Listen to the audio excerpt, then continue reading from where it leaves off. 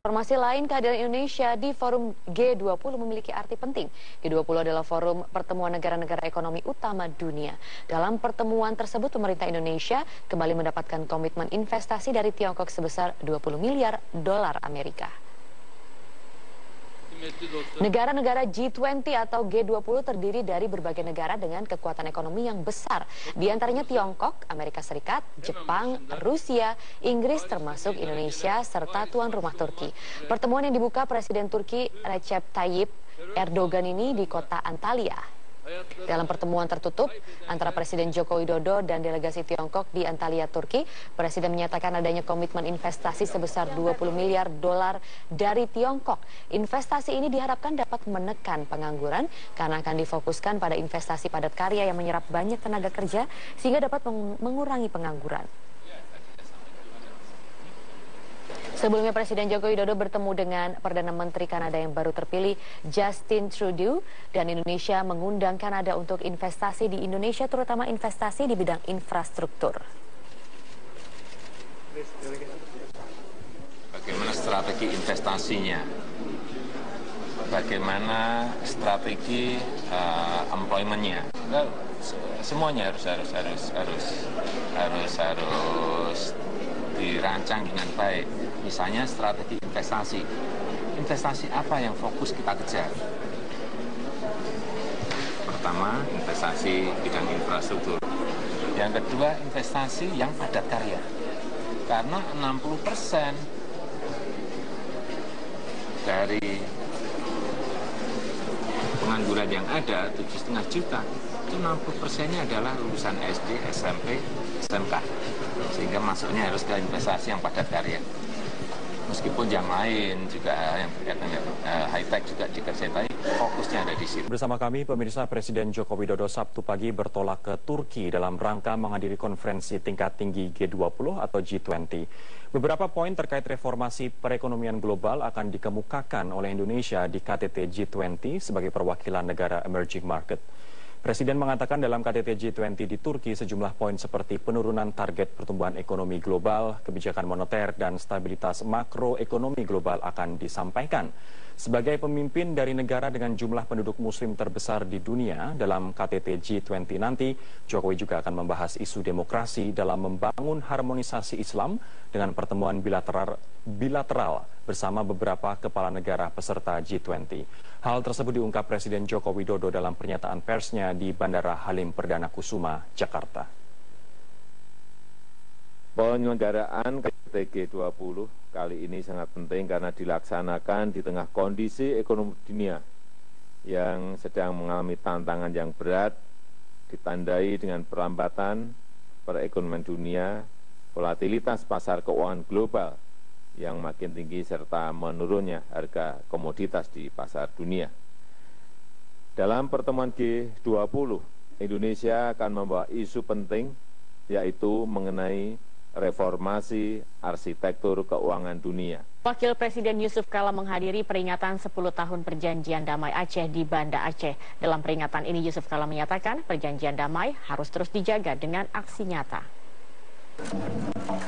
Puncak peringatan 10 tahun perdamaian Aceh dipusatkan di Taman Sri Ratu Safiatuddin, Banda Aceh. Turut hadir dalam acara ini sejumlah Menteri Kabinet Kerja serta tokoh-tokoh yang terlibat dalam proses perwujudan damai antara pemerintah Indonesia dengan kelompok Gerakan Aceh Merdeka. Perjanjian damai antara Gerakan Aceh Merdeka dengan pemerintah Indonesia melalui penandatanganan MOU Helsinki terwujud pada 15 Agustus 2005 di Helsinki, Finlandia. Perjanjian ini menjadi tanda diakhirinya konflik Aceh yang telah berlangsung selama 30 tahun lebih. Tidak terbayangkan 10 tahun lalu. Sekarang ini kita jalankan sebagai saudara, dan itulah memang cita-cita kita semuanya. Memang suatu perundingan adalah awal daripada upaya baru. Perundingan adalah akhir suatu perang, tapi awal daripada suatu kemajuan yang baru. Anda pengendara jalanan ibu kota, was-was jika pintu angkot di depan kendaraan Anda terbuka dengan penumpang bergelantungan di pintu, bisa jadi itu juga membahayakan Anda. Kekhawatiran Anda ini bisa berkurang saat ini pemirsa, karena dalam waktu dekat polisi akan menindak tegas para pengemudi angkot yang masih nekat membuka pintu saat melaju dengan sanksi denda Rp250.000. Ditlantas Polda Metro Jaya akan kembali mengefektifkan Undang-Undang Nomor 22 Tahun 2009 tentang lalu lintas dan angkutan jalan, khususnya larangan pintu terbuka saat angkutan umum beroperasi. Sanksi yang akan diterima bagi para pelanggar yakni pidana kurungan paling lama 1 bulan atau denda paling banyak Rp250.000. Hal ini dinilai sebagai langkah untuk meningkatkan keamanan penumpang serta pengguna jalan lain. Tak sedikit penumpang yang bergelantungan di pintu angkutan karena tidak mendapat tempat duduk. Selain membahayakan keselamatan, hal tersebut juga mengganggu pengguna jalan.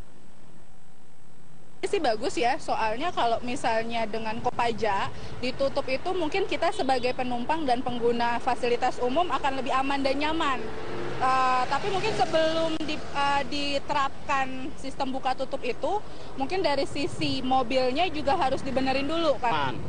Pokoknya nggak 100% aman, tapi 75% aman untuk kecelakaan. Pengguna jalan aman, untuk kejahan juga aman. Pro dan kontra pun bergulir, terkhusus dari supir angkutan umum yang dinilai akan menyulitkan mereka saat beroperasi.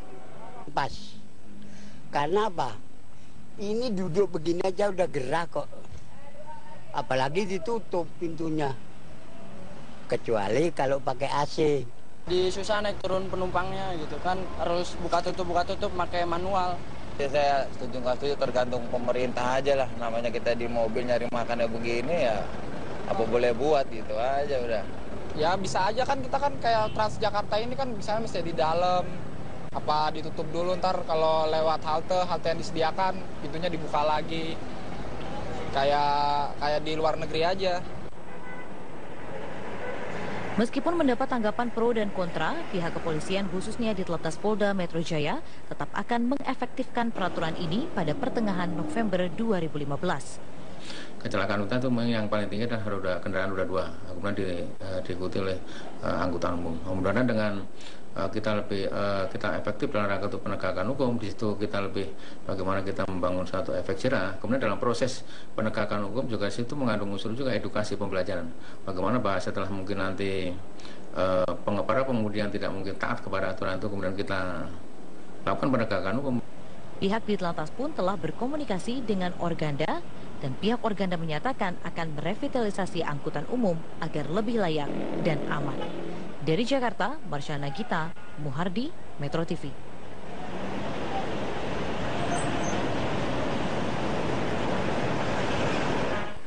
Dan untuk melihat kepadatan arus lalu lintas pada pagi hari ini, kita telah bergabung dengan petugas NTMC Polri, ada Bribda Anggun di sana.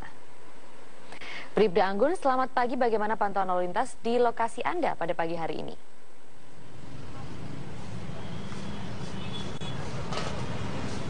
Baik Maria, selamat pagi pemirsa. Saat ini saya sedang berada di kawasan Simpang Hek Kramat Jati. Seperti yang terlihat di belakang saya, arus lalu lintas sudah terjadi kepadatan volume kendaraan, khususnya dari arah Pasar Rebo yang akan menuju ke Cawang maupun dari arah Pasar Rebo yang akan menuju ke Taman Mini sudah mulai padat. Dan kepadatan sendiri terjadi karena adanya antrian traffic light yang berimbas antrian kurang lebih 500 meter ke belakang. Dan selain itu kepadatan terjadi karena banyaknya kendaraan yang akan berbelok ke arah Taman Mini. Arus lalu lintas justru terlihat cukup lancar, yaitu dari arah Taman Mini yang akan menuju ke Pasar Rebo, namun juga seringkali tersendat karena imbas antrian traffic light, namun selepasnya kembali lancar. Dan pemirsa, pasca banjir akibat luapan Sungai Baru, masih tersisa sampah yang berserakan yang saat ini sudah terlihat para petugas kebersihan sedang melakukan pembersihan.